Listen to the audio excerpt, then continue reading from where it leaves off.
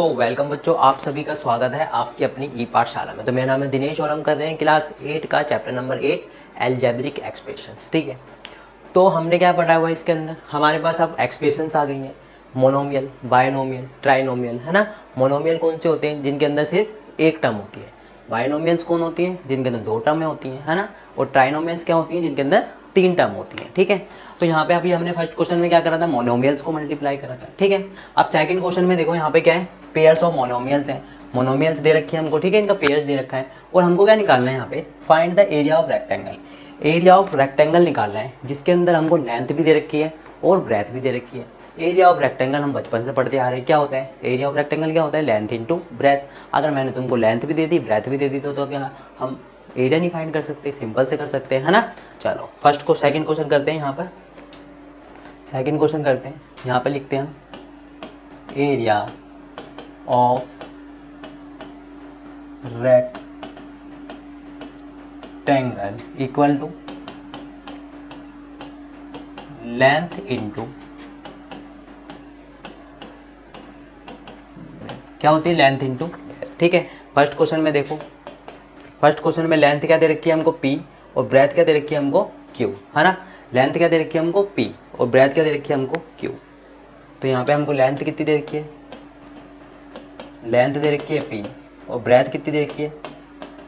Breath कितनी दे रखी है? q। तो एरिया क्या होता है? एरिया क्या होता है?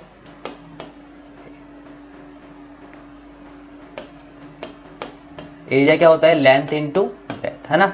Length into breadth. तो लेंथ दे रखी है p, ब्रेथ दे रखी है हमको q, तो यहाँ पे एरिया क्या हो गया? p q। एरिया क्या हो गया? p q। ठीक है, तो फर्स्ट क्वेश्चन हो गया। चलो सेकंड पे आ जाओ। सेकंड क्या दे रखा है हमको? यहाँ पे सेकंड दे रखा है हमको 10m मल्टीप्लाई 10m। लेंथ कितनी दे रखी है? 10m। ठीक है, ब्रेथ कितनी दे रखी है यहाँ पे हमको? ब्रेथ कितनी दे रखी है? 5n।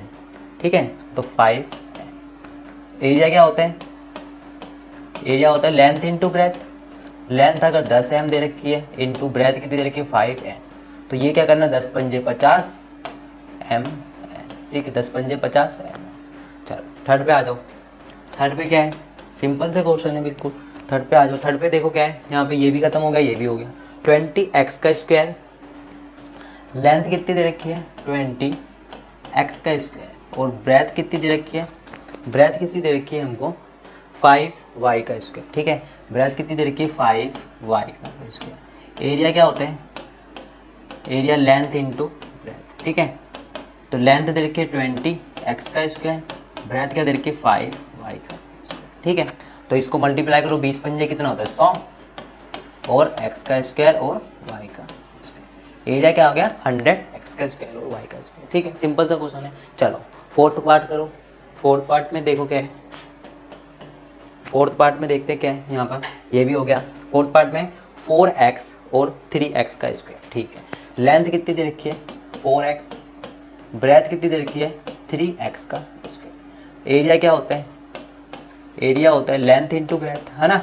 लेंथ दे रखी है 4x इंटू ब्रेथ कितनी दे रखी है? 3x का स्क्वायर। अब हमको पता है कि नंबर्स वालों को नंबर से मल्टीप्लाई करेंगे, और जो वेरिएबल है इनकी सेम है, दोनों के पास वेरिएबल, इनकी पावर को ऐड कर देंगे। तो यहाँ पे 2 है, यहाँ पे 1 है, तो यहाँ पे x की 3 हो जाएगी, x की पावर 3।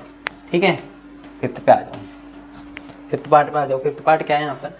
फिफ्थ पार्ट है हमारा 3mn। 3 लेंथ क्या दे रखा है हमको? 3mn, और ब्रेथ क्या दे रखा है हमको? ब्रेथ क्या दे रखा है हमको?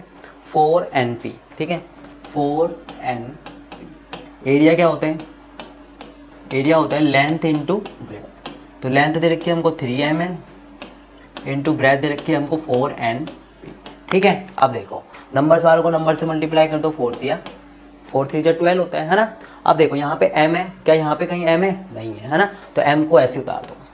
ठीक है, n है यहाँ पे भी n है, इसके पास भी एक n है, इसके पास भी एक n है, यानी कि ये क्या हो जाएगा? n का स्क्वायर हो जाएगा। ठीक है, पावर ऐड हो जाएगी, है ना।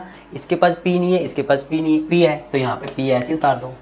तो ये हमारा क्या होगा? इसका आंसर होगा। ठीक है, तो हमारे पांचों पार्ट हो गए कंप्लीट, हमारे पांचों पार्ट हो गए कंप्लीट। ठीक है, तो आई होप जो हमारा सेकंड क्वेश्चन था ये आपको अच्छे से समझ में आ गया होगा।